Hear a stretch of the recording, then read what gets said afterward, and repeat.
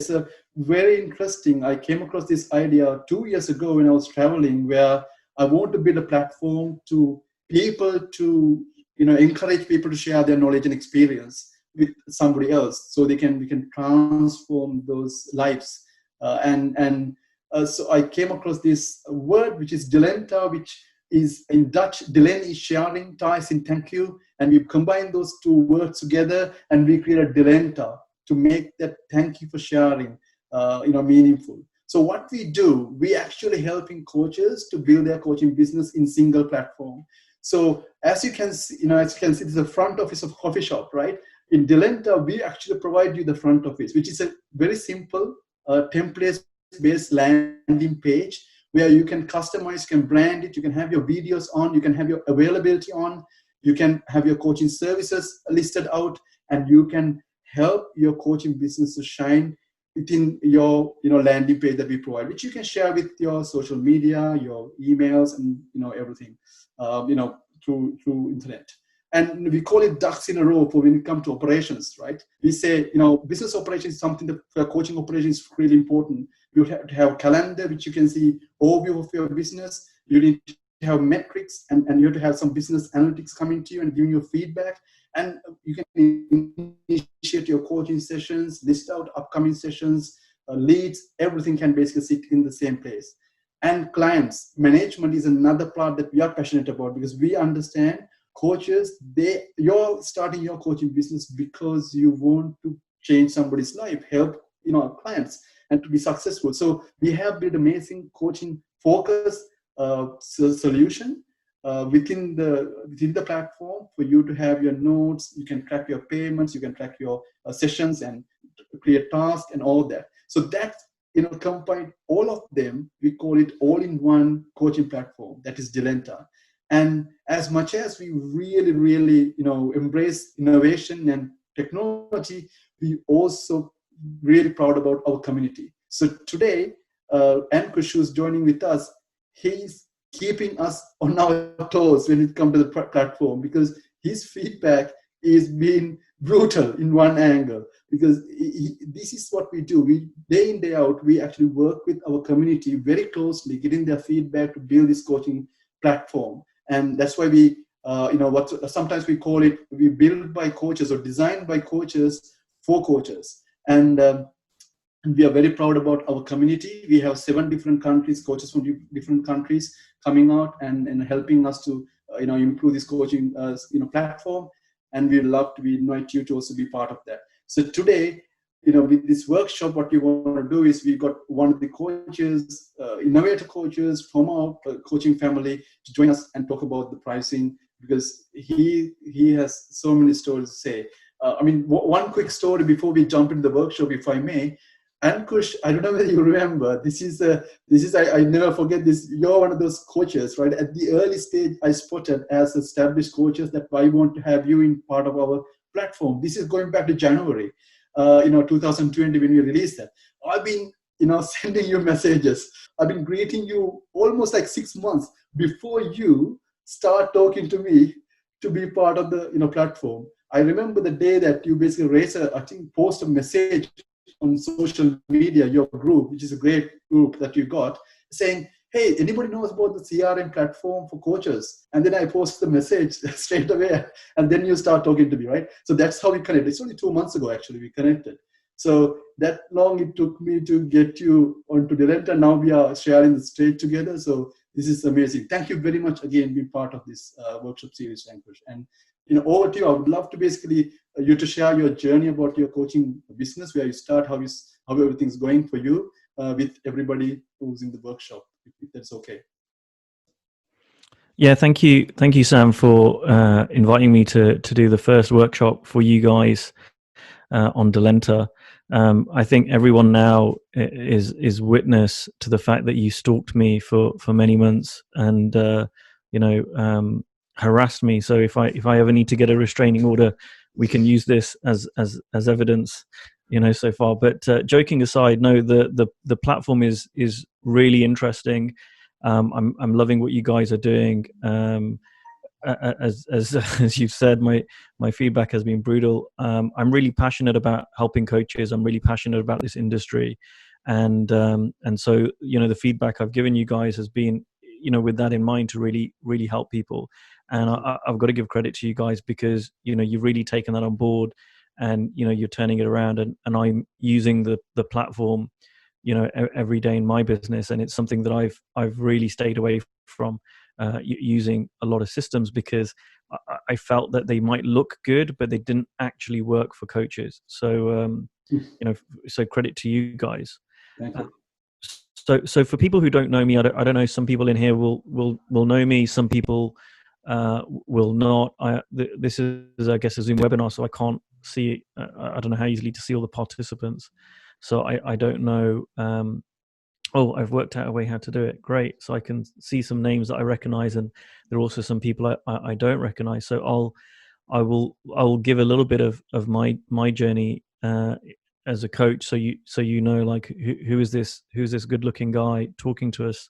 It's I'm not here just for that. I'm here because I'm a coach. I been coaching for 8 years. I started coaching or starting training to be a coach in 2012, and I was just somebody who was really passionate about personal development. Was really into reading books, and had hired coaches in the past, but I'd never been interested in becoming a coach myself. I didn't think it was a real job. That was just for kind of other people. And then I thought, well, let me try it out. Let me see if I can turn this into a profession. And it's funny, in many ways I got a lot more out of it than I anticipated. There's been a huge change in me as a person as I've grown as a coach. And on the other hand, I have really underestimated how long it took and what it took to be a coach. And I didn't realize just exactly what was involved. So that's why I'm excited today to share one piece of that, which was around pricing, because that's something I had really no understanding of. Like I really thought I would start coaching, as long as I put hard work and time and effort into it, within 3 months I would build up a coaching practice and never look back. And it took me a couple of years before I quit my day job and started coaching full time.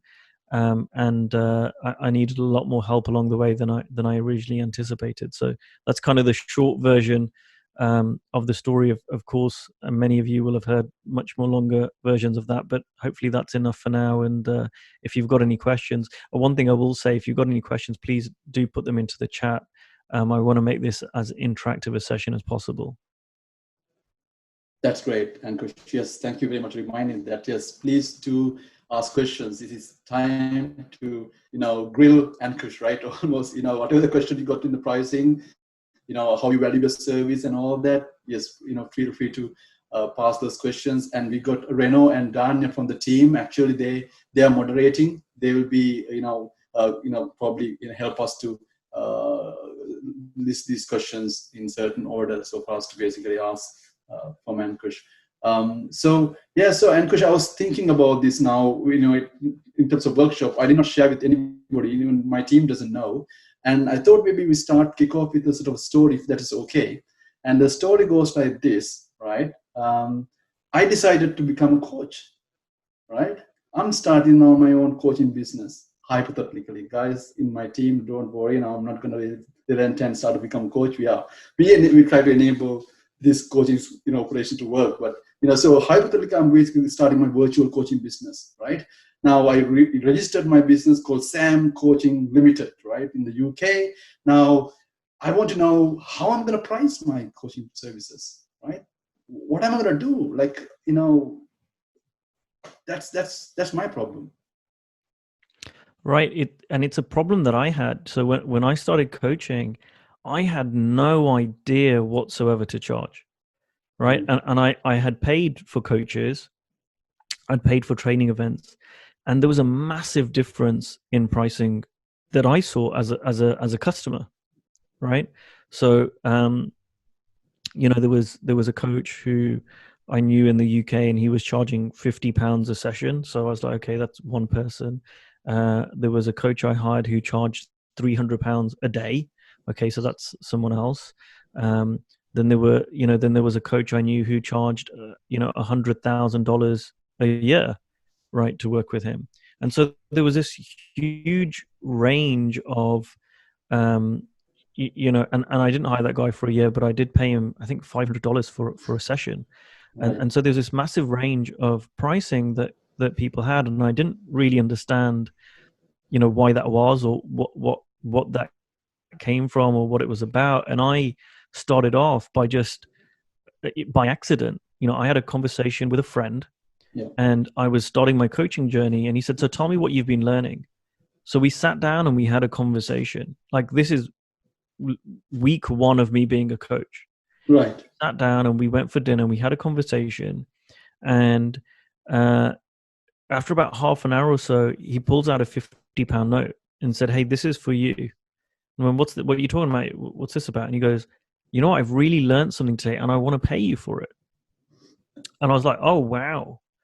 And that became my first paying client. So then it was like, oh, it's £50. And then a week or so later, I had my first kind of pro bono free coaching session with some young girl I knew in my network, and young girl. She was a PhD student, and so we had a couple of conversations, and I wasn't charging her. At the end of it, she goes, "Can I pay you for this? I've got a lot of value."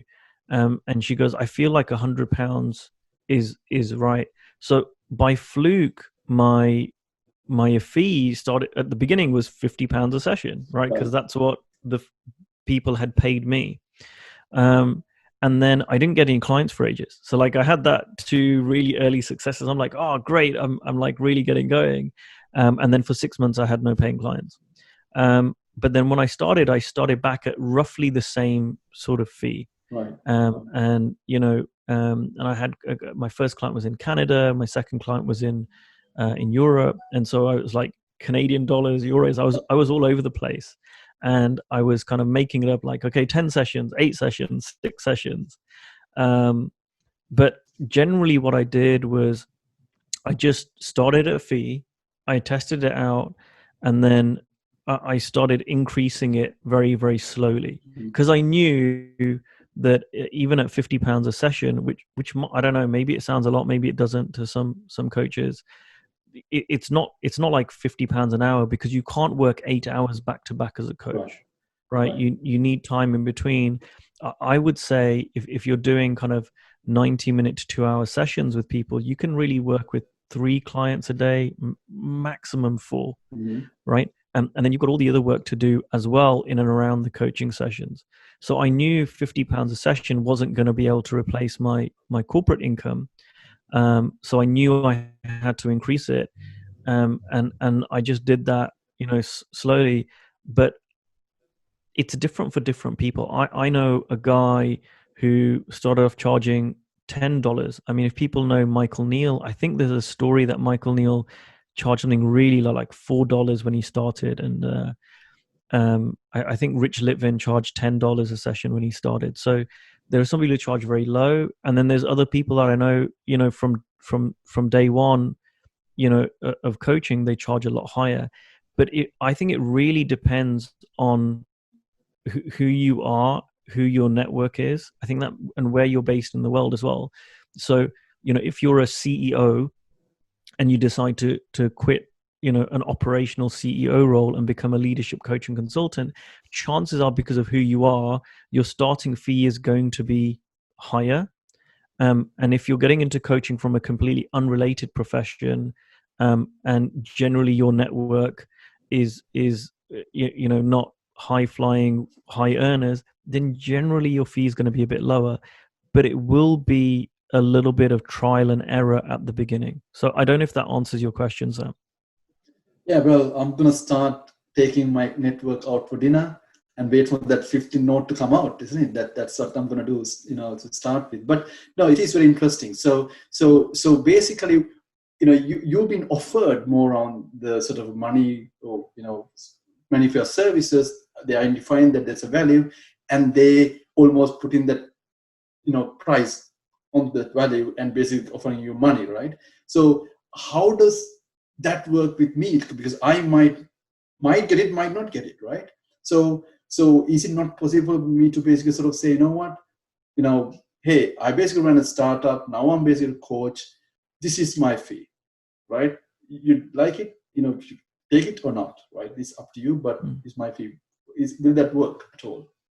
Yeah, so I do coach coaches. I work with coaches. I mentor coaches, and one thing I do say, and this is a really good point, Sam, that I would like everyone to take note of, is don't do what I did and make up the fee as I went along. And one of the things that my coach helped me with when I hired him, which was a couple of years into my coaching journey, was he was like, have your fee like there. Right, like just be really clear on what your fee is, so that when anyone asks me what do you charge, you're not going, well, it depends. Let me get back to you. Let me think about it for 2 days, stress about it, get insecure, and then send you an email. Right? He said just have your fee.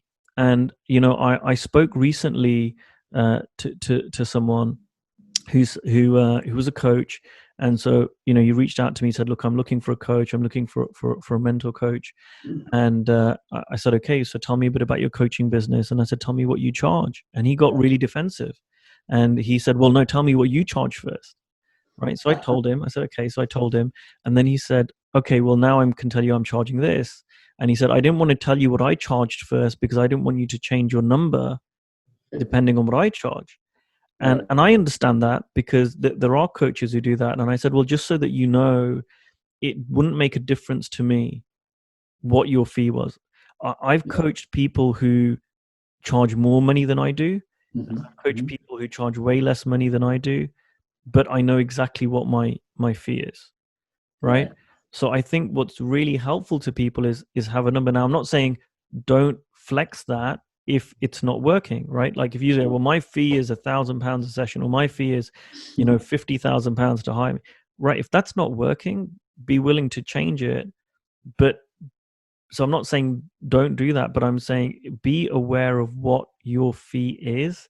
Be really, really clear about that, and don't kind of make it up. Because if you went into any kind of store, or if you went to hire any kind of service provider, if you went to a lawyer and you said, well, how much do you charge? And they'll go, well, it depends. Right now, okay, there'll be some of that depends on what work you want to get done and whatever. But if they were just making it up with every client, that would give you less comfort. It would give you less confidence that this person's really a professional, right? And so, I always have it that if all my clients knew what I charge everyone else, they'd be happy with that. Right. Like I want to be a professional. Like the fee is my fee. That changes over time, but I'm very clear going into a conversation what I charge for the work that I do. That's fantastic. And because so actually the follow-up question I have is, now in Delenta, like when we look at the pricing, we research about our competition, right? That is like a sort of tech platform. We look at what other tech platforms are doing, and we have actually reduced the price to very low during the COVID time period. I mean, we are one of the the earliest people. We decided, hey, we want to help coaches. We reduce the cost to the very, very minimal, and it's almost like somewhere like $30 per month. It works out with everything that we offer. Now, would that applicable for a coaching business? For example, should I, as a coach now going to the market, should I think about, what, before I define my number or my price, I need to basically research around other coaches, what Ankush is charging, what, like the other coach that you're talking about, would that help me to define that pricing? Yes and no. I think this is always the danger, right? So I had a client who was doing some kind of training retreat, right? And he said, I'm charging €2,000 for that, right? And he'd never done one before. He'd got no coaching clients, and he was really struggling to fill it. And I said, so I said, well, have you considered lowering the fee? And he said, well, okay, I'll. And we talked a bit about it. And he said, well, okay, I'm not going to lower it below €1,000.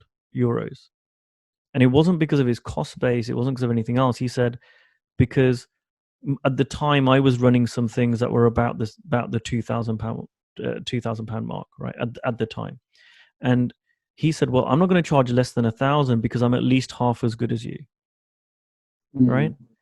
And that doesn't make sense. It's made up, it's irrelevant.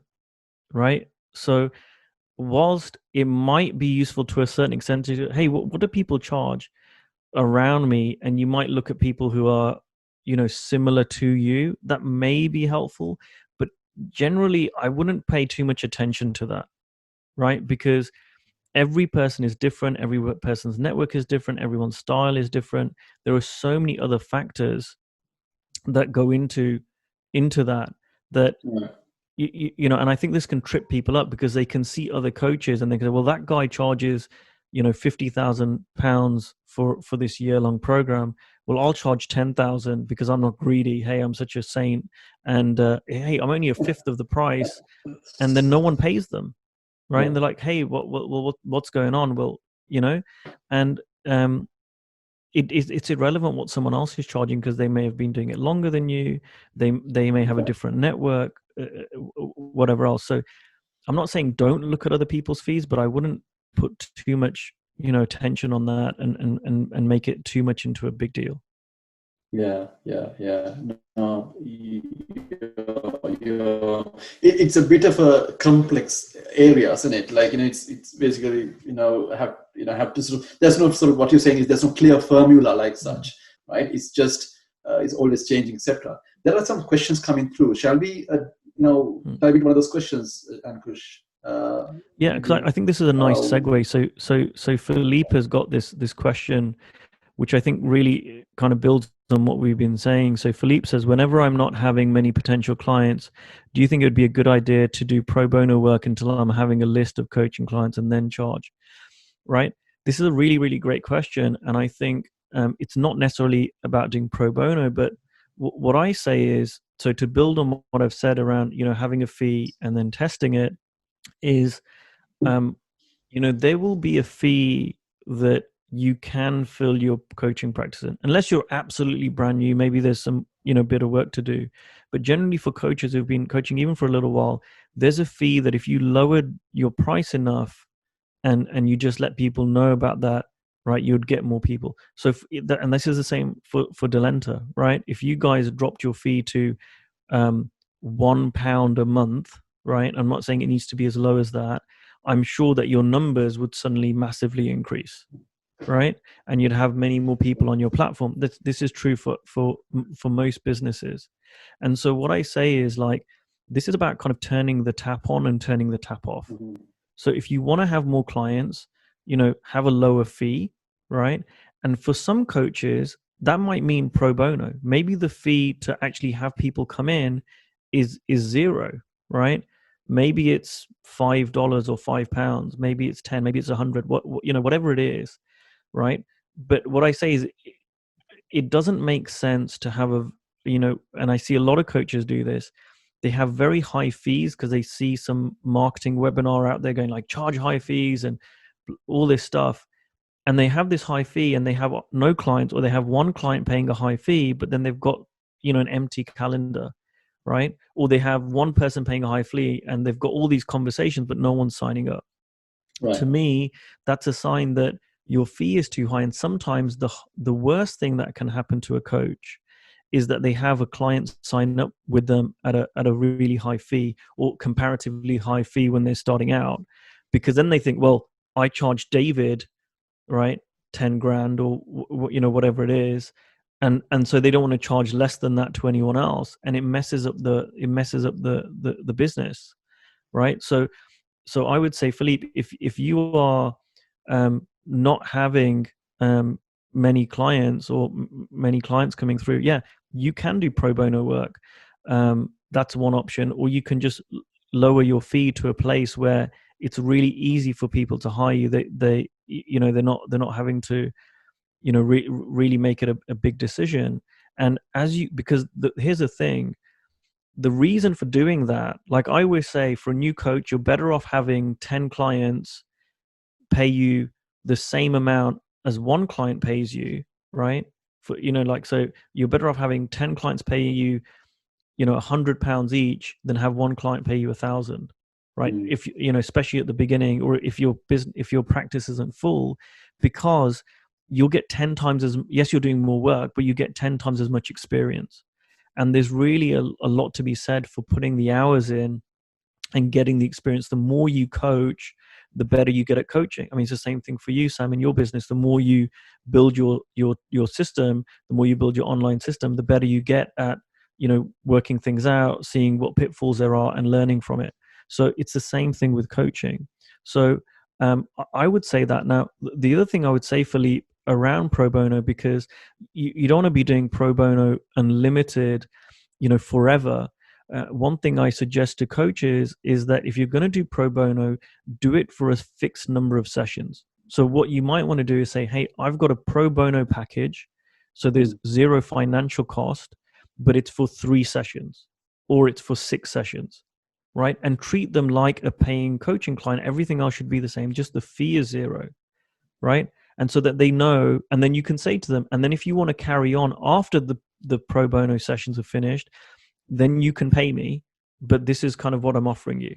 And then that's a much better way to go about it, because then people know, okay, I've got 3 sessions with Philippe, or I've got 6 sessions with Philippe, or 5, or whatever it is. And if I want to carry on with that, then there will be a fee. It won't then get awkward at the end, like they're doing you a favor and by giving you their time. It's like, no, you're coaching them. Yeah. Ram, we have another interesting question to what Ankush has just spoke about, right? So Ramya has asked a very interesting question on how do you start a charging conversation, especially within your friend circle and known circle, right? So how do you begin the conversation? Because she's saying, she feels that friends are taking her for granted, like when you start coaching within your own circle. So how do you break that? Yeah, that's a really good question. And again, it builds on what I was just saying. You want to treat any conversations you have, including pro bono conversations with people, in a professional. There are a few things that I do to do this. So when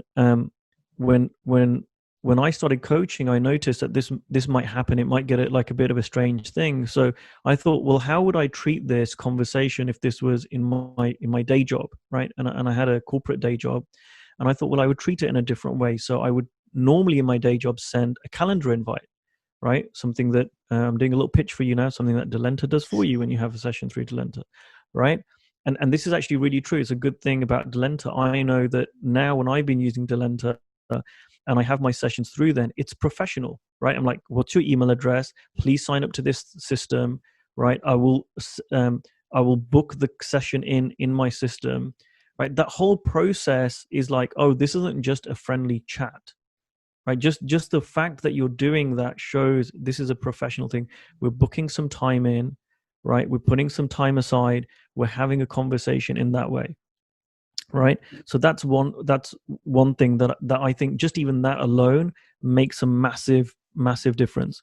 The other thing I would say is, even if you do pro bono packages, if you're doing some sessions in pro bono, have a coaching agreement, right? And we could do a whole separate webinar about agreements, so I won't go too much into that, but have a written agreement where people understand, okay, this is what you get, this is what you don't get. I'm requesting that you be on time.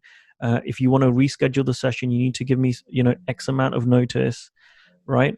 I require you to do the homework, all these things that you might have in a coaching agreement. Put that in a pro bono session, right? If you're just having a conversation with someone within your circle of friends, Ramya, there's a way you can approach that in a professional way. You can say, okay, great. We can have a conversation about that. Let me get my calendar. I'll book it into my calendar, right? Or let me go through to Delenta. I'll book it in. You can say, I'm going to put some time aside for that. The language you're using is much more professional. You're not just, let's go to a coffee shop where it's very loud and everyone can overhear us and have a chat. You want to treat it more professionally. And again, I'm remembering a young coach I met a few years ago, and she was charging okay. She goes, I seem to reach my limit. I'm charging $100, but I can't seem to break that $100 barrier with my coaching practice. What can I do? And I noticed she was 20 minutes late for our conversation. She was taking the call in a coffee shop, and she was dressed, and maybe this is not that important. Maybe this is the least important. She was dressed very casually, right? And so I said to her, is this how you would show up for a conversation? And she said, yeah. And I said, well, that's probably going to be one of the things that's holding you back, right? Because I wouldn't pay someone $100 a session to meet them in a loud coffee shop when they're dressed kind of in a, with a baseball cap and they're not on time, right? So I said, you don't need to wear a suit, but at least, be a little bit smarter. Make sure you're on time, actually be early before the client gets there. And I said, go into if you want to meet in person, go and find a nice hotel with a nice lobby and meet there. So when I talk about the client who was my first, the PhD student who I had 2 sessions with, I found the nicest hotel in my city, right, which had a really nice lobby. I said, we'll meet there, because I knew it was going to be professional, right? So we met in this lobby, it looked very professional. We ordered like a tea, and it was a nice professional space, that cost me just the price of 2 cups of tea, right? So the whole thing gave the impression, it was not the impression, it was a professional conversation. And then in terms of the fee, I didn't ask her to pay me, she wanted to pay me.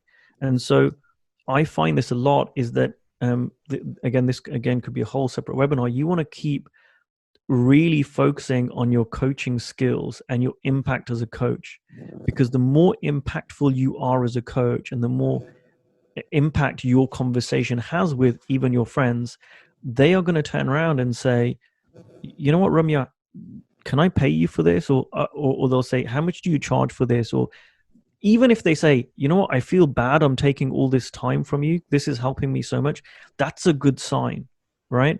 So there are 2 parts of this. There's the logistical part in terms of how you can set up these conversations so they're not just taken for granted and they're free. And there's a second part, which is also how you are showing up as a coach. And, Ramya, I don't know your background, so you might have been coaching for 20 years and you might have done loads of work. I don't know. But what I see is the best coaches really keep investing in themselves. And that's not just money, it's time. It's like, I don't have all these books behind me for show, right? They're real books. I try and read continuously for my own personal development. I have a coach. I invest in training programs. And the reason I do that is because it keeps making me a better coach, right? And the better coach I am in my initial conversations with people, I'm more impactful. The more impactful I am, the more people say, hey, how much do you charge for this? Because this is really helpful. I might consider hiring you. Tell me more about that. Wonderful. I think that's very, very crucial. So 2 things very important is professional, how you basically conduct your coaching business in a professional manner. So that's what we always talk about in Delenta, like you present yourself professionally, right? So everything is around that, you can basically sort of a portal for a dedicated, client portal there where they can actually even measure the time that you spend with them. So they know when they look back last 5 sessions that you had, how long you've been spending time with them. So some things, those are small things probably, but can really create that impact, that question, that question, how much it is. I should basically not take this for granted. Yeah. One other thing I'll say, Ramya, is, again, building on what I said about pro bono, I've done this with some of my friends. Like I'll have a chat with them, I'll help them out here or there. But if I see that I can really help them, if there's something, I'll say, look, why don't we do a little pro bono package? Right? Let's do something. Right? So it could be like, let's do a 3. So if you're awkward about charging them, give them a 3-session pro bono package. And you can just, exactly like with everyone else, you can say, look, I'll do 3 because you're my friend. I won't charge you for 3. If you want more, then I'll have to charge you, of course. That's not awkward, right? That's with anyone, right? But look, because you're my friend, we'll do 3 sessions. It's pro bono. And then it's not super awkward then. Then it's just like, okay, they understand. And it's just about you being clear as a coach right? That this is what you're willing to do and what you're not willing to do. And it's like in any profession. If you were, a lawyer, and your friend said, "Hey, can you help me?" As a friend, you'd help them. But if it was like, "Hey, can you help me with my divorce?" and it's going to be hours and hours of work, they'll say, "Look, maybe I'll do you a little bit of a friend's rate, but I'm going to have to charge you for this." I think people will understand that. But they've got to really experience a proper professional coaching relationship with you for them to understand that.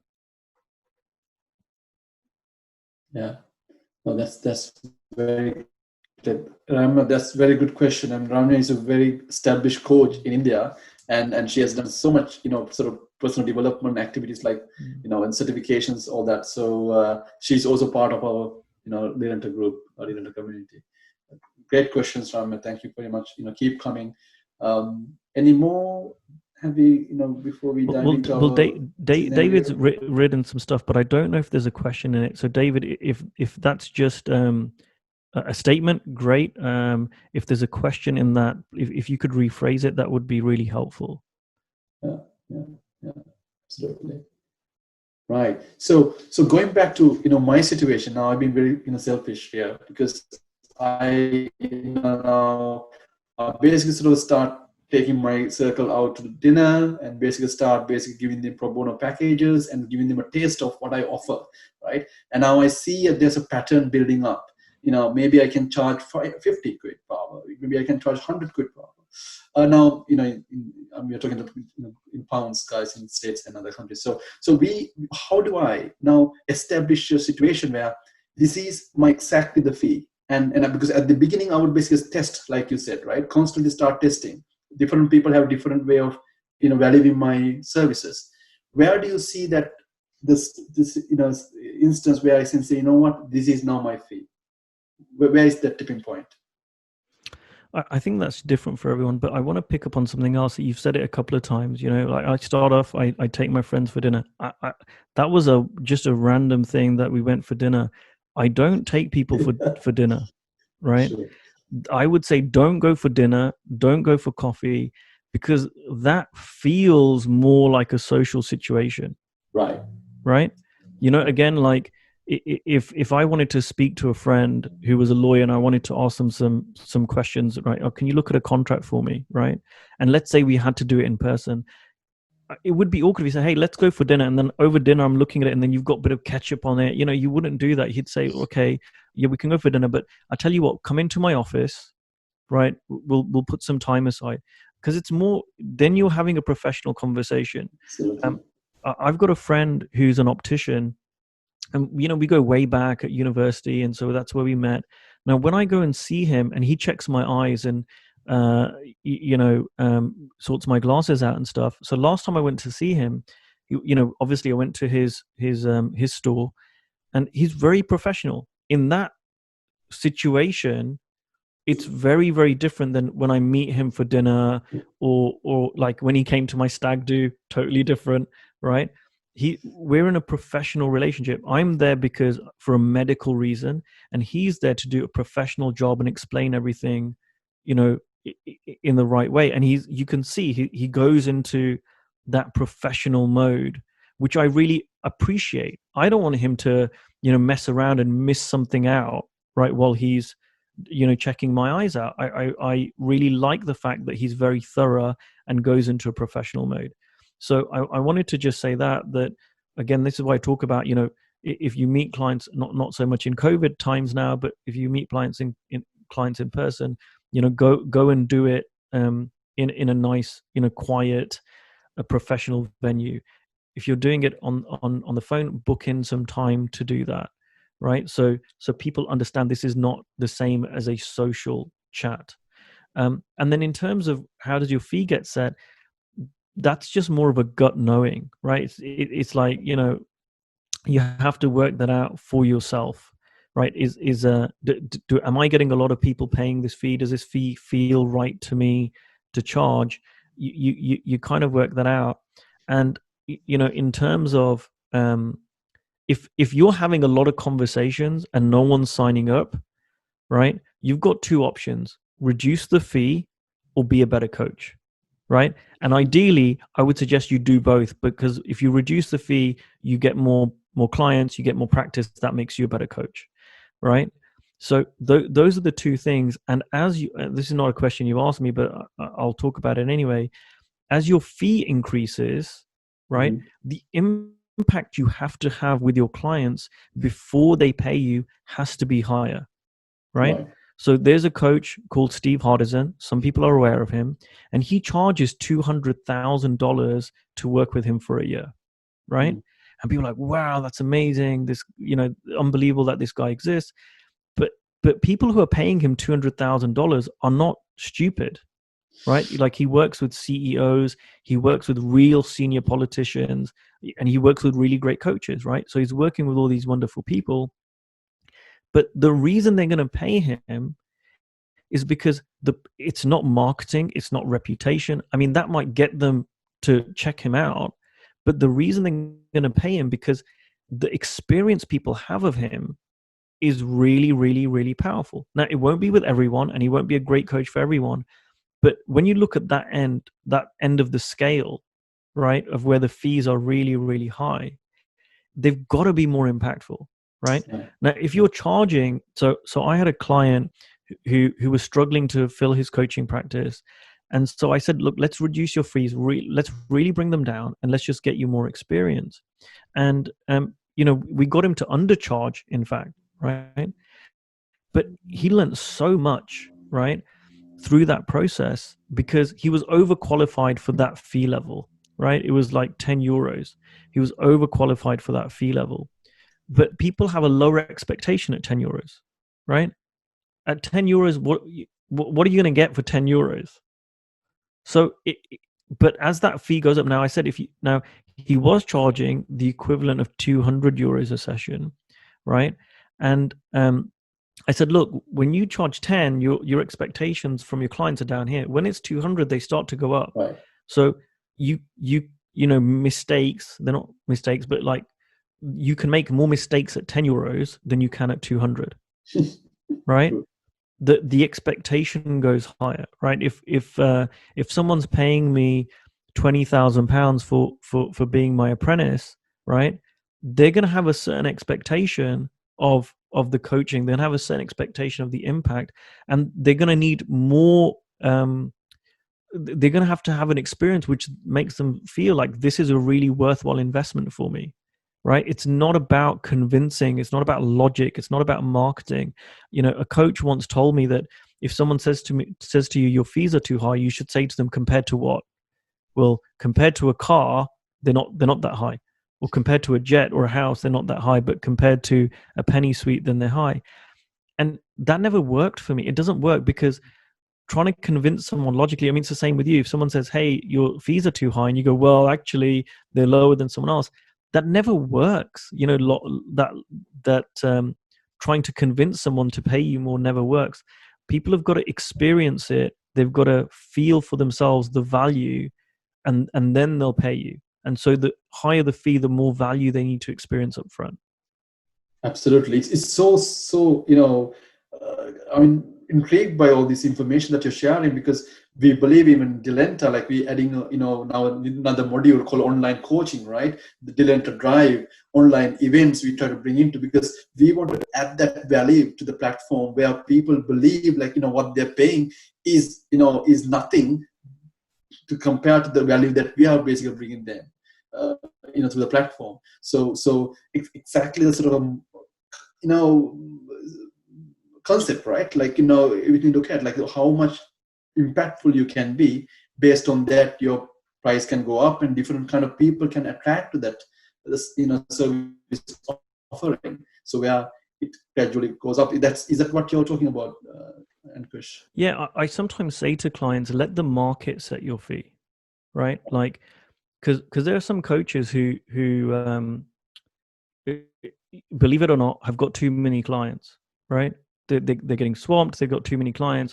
I used to coach a client last year, and we helped to grow her business to that stage. She started off with nothing, and then I was coaching her, and then within 8-9 months, she was saying, Ankush, I'm too busy. I've got too many clients. Help. And I said, okay, the market is telling you to increase your fee. because at the current fee you're at, there's too many people wanting to work with you. Right. So increase the fee. Most coaches, it's the other way around. Most coaches, it's that they have loads of space in their calendar, right? So I always ask a coach when I talk to them, how many clients do you have and how many clients have you got space for, right? And if there's a big gap, if they've got space for 15 clients and they've got 3, right? We're like, okay, well, there's a gap there. So maybe one of the options is, I'm not saying it's always the option, but one of the option is maybe reduce your fee and build that up. And I've seen this work over and over and over again, right?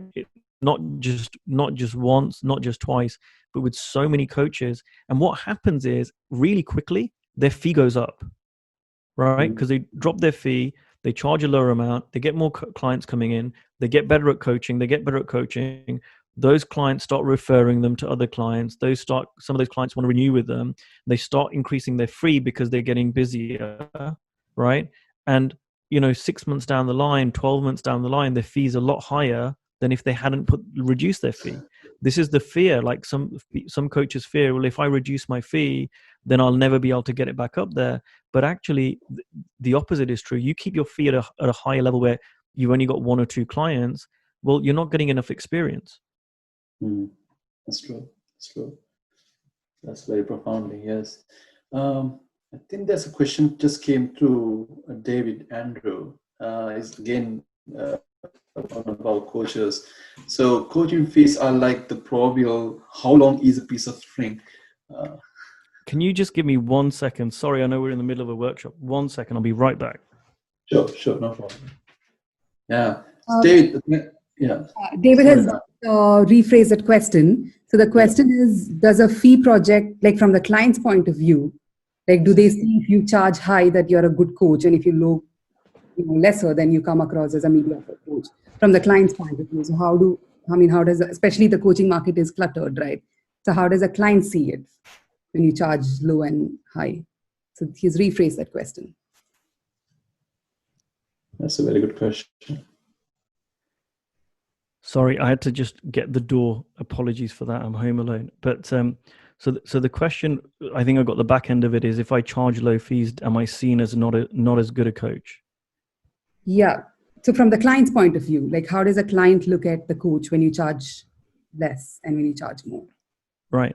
Well, I would say stop worrying so much about what people think about you. That's one way to improve yourself as a coach, is stop worrying so much about what people think about you. Right. And I think too many coaches are worrying way too much about what clients are thinking about them. Right. And get so much into that. And it's like being at high school. Right. Like, what do they think of me? What are they going to feel about me? Right. How am I going to come across? And coaches try and spend too much time looking impressive, looking good. Right. And what it does is it intimidates clients. Sometimes coaches can spend so much time trying to look good and look qualified and look impressive that clients can go, okay, yeah, wow, you're really impressive. I don't know if I want to talk to you because, you're intimidating to me, or you're going to judge me because your life seems perfect and that's not even the truth. Right.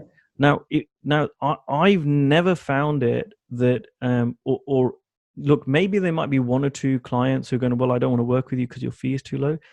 But I've never found a coach who has reduced their fee to fill their practice lead to like no clients, right? Like it always, I've seen it work the other way, because, and you can be really open about it, right? You can say, look, I've got some space in my calendar, so I'm reducing my fee for a short amount of time. It won't stay at this rate, but I'm reducing my fee for this amount of time to fill up my calendar. And businesses do this all the time, right? We've got, we've got a new product coming out, so we want to get rid of the old one, right? And you see, companies having sales because they want to get rid of the old stock.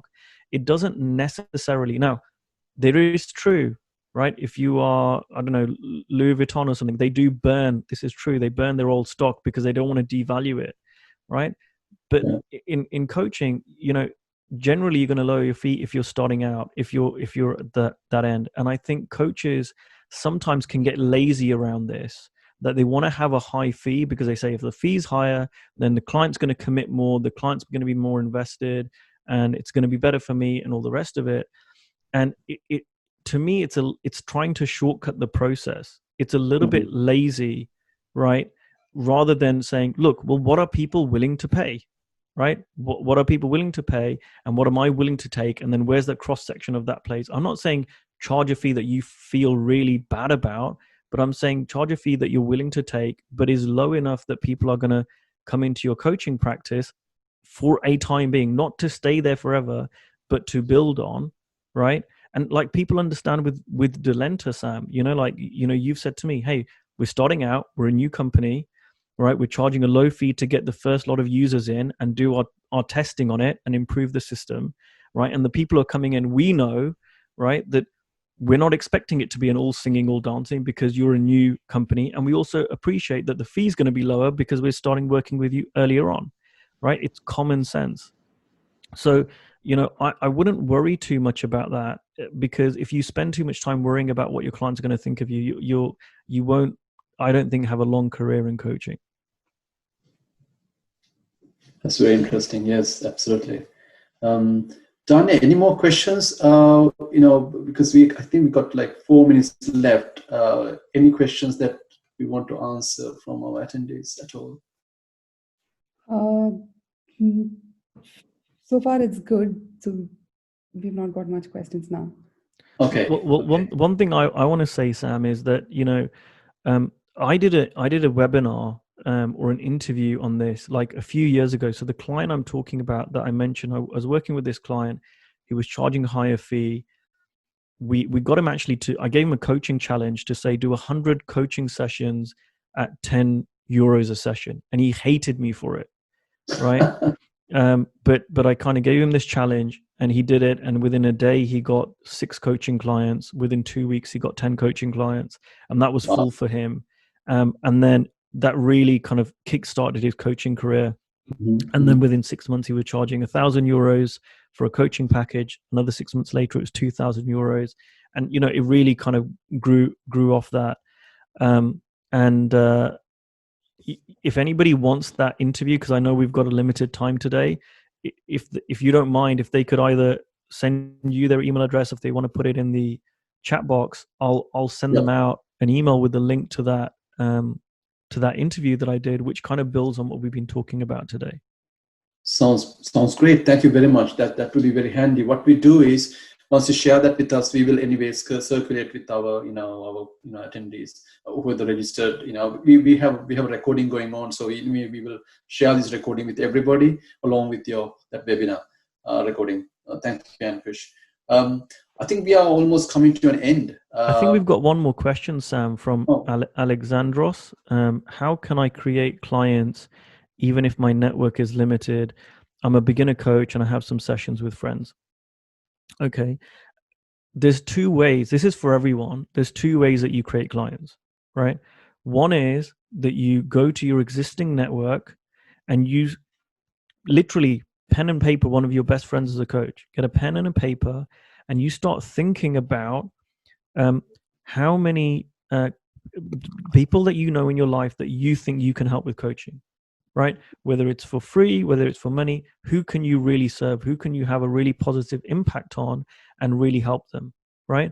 And sometimes people have really small networks, but there'll be 1, 2, 3, 4, 5, 10, 15, 20, 30 names, right? But even if it's 5, start there and start serving those people. So one is really mining your existing network for who you can serve, not like who you want to pay you, right? But from service, who can you really help, right? That's the first thing. And then the second thing is, yes, it's important to grow your community, right? Grow your network, right? So one way to do that is through your existing network, right? So if there's no one in your existing network that you feel can help you, right? Well, the one way to do that is to there's no one in your existing network who you think you can coach or you can help or will pay you. The other thing is you can go to, hey, Sam, I've started this coaching thing. I'm really passionate about it, and this is a little bit more about what I do. is there anyone in your world, is there anyone in your network that you know that would benefit from a coaching conversation? And here are some of the attributes that I'm looking for to coach someone. I want someone who's really interested in personal development and personal growth. They're the kind of person that's going to take this seriously and show up on time, right? And there's someone that you think would benefit from this work. Do you know anyone like that? And you can go out to your network, not to coach them, but to ask them about their network, right? And who could benefit from a conversation with you. And then there's also again, this could be a whole separate webinar on building communities. And there's so many ways to do that, whether it's through email lists, whether it's through Facebook groups, whether it's through using Instagram. But I would pick something that you enjoy, as opposed to, oh, I know someone who's making money on Instagram. Well, if you don't enjoy Instagram, it's not going to work for you. So find something that you enjoy doing and build your community and share all the stuff. I always say to people, I say to coaches, give everything away for free, right? Give it all away for free. If there's something you've come across, a great TED talk, a coaching lesson you've had, insights, give it all away to your community. Really serve them. Don't hold anything back. They will appreciate it. They will value it, and it will come back to you. That's amazing. Thank you very much. Thanks for that question, and thanks for that final answer. This is great, Ankush. Again, we are so grateful that you're sharing your knowledge and experience with everybody, and especially I learned a lot out of this. And I might not go and start a coaching practice, but what I learned out of this is I'm going to basically share with my fellow coaches. And we have recorded this webinar, so we will share this with everybody as well. Everybody registered with the event. And basically one last thing, if you want to participate in our next webinars, feel free to follow our social media channels. We are in Facebook, Instagram, and LinkedIn, and you will basically hear more about what are our upcoming events, workshops, and webinars that we're conducting. There's a second part of this event. Workshop is happening next month.